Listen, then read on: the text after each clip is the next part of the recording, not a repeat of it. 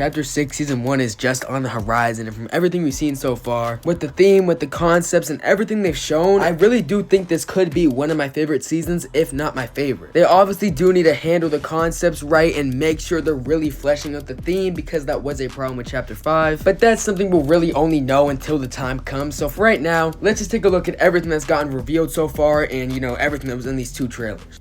You guys know I always start with the battle pass. I just think it makes the most sense because it is what represents the season, and it is the least important thing here, so why not start off with it and then get into the real nitty-gritty of gameplay and things like that. This battle pass is very cohesive with the skins, and honestly in recent time Fortnite has done a really good job of doing this, so it's really no surprise it was done here. And one thing I gotta say is every skin in this battle pass looks like something I could wear and be happy about it, mainly because there's not any unnecessary meme skins or things like that. And I know some people are gonna be mad at me for saying that, but I just feel like the meme skins honestly tank them down for me personally. So I think having Baymax in the place of one, as somewhat of a funny character but also clean at the same time, makes a lot of sense. Everything else looks great though. The Geno skin, the Devil Horn Lady skin, the Hope reskin. I would really name off every single character that was shown off, but I don't know the names of all of them. So I just gotta say really quickly, amazing job with the battle pass here. Every single one of these skins is clean and really well done. I have to see it in game of course, but this might be my new favorite they've ever put out, if I'm being honest. Now moving into the actual gameplay of the season, starting off with the mechanics. There's been 2 new movement additions. One, it looks like we're gonna have some type of super jump added, and this can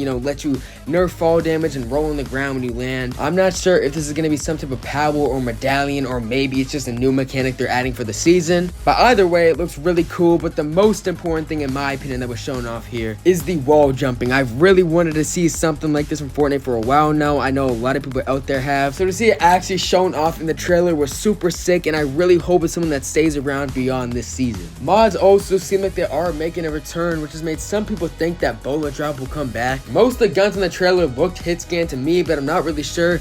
Either way, I don't care that much. The only problem with bullet drop for a lot of people is you have to calculate your shots more. Personally, I don't think it's a huge issue. It adds more skill to the gameplay, but to each their own. It also does seem like the train is returning. Not really sure why this is here. It didn't really serve any purpose, so hopefully now it actually has something. I will be really mad though if they brought the train back and augment Stellar in the game.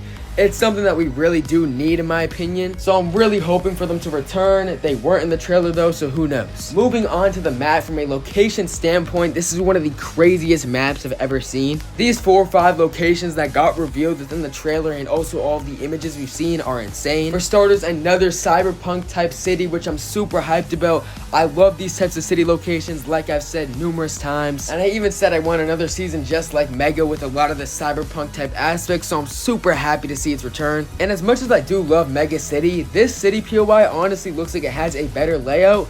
I guess we'll just have to see that. Other than that though, we got a lot of other POIs revealed. One, this wall market looking location. A lot of you won't know what I'm talking about there, but this POI really reminds me of a certain place in Final Fantasy VII, so I'm super hyped to see how it is in the actual game. On top of that, we have some Blue Forest area with some other location hidden inside of it. This looks straight out of Chapter 4, so I'm super hyped to see where they go with this. And lastly, we have some type of temple or arena type area with this huge boss. It seems to be controlled by one of the Battle Pass characters. I'm super hyped to see how this is gonna go down, especially with other big bosses like Godzilla or the Samurai we've seen. And of course, we also have the big turtle on the island, so who knows what's gonna go down with that. I am assuming it's gonna be something like Klombo though. Yeah, overall for a season 1, there's a crazy amount of bomb diversity here. I mean, almost every location they've shown off seems like it's in a different part of the map, in a different biome, which is pretty crazy for Fortnite. But lastly, in the gameplay area, let's talk about this loot pool. Now in the gun department, they haven't really shown off much, but I don't think that's a huge deal.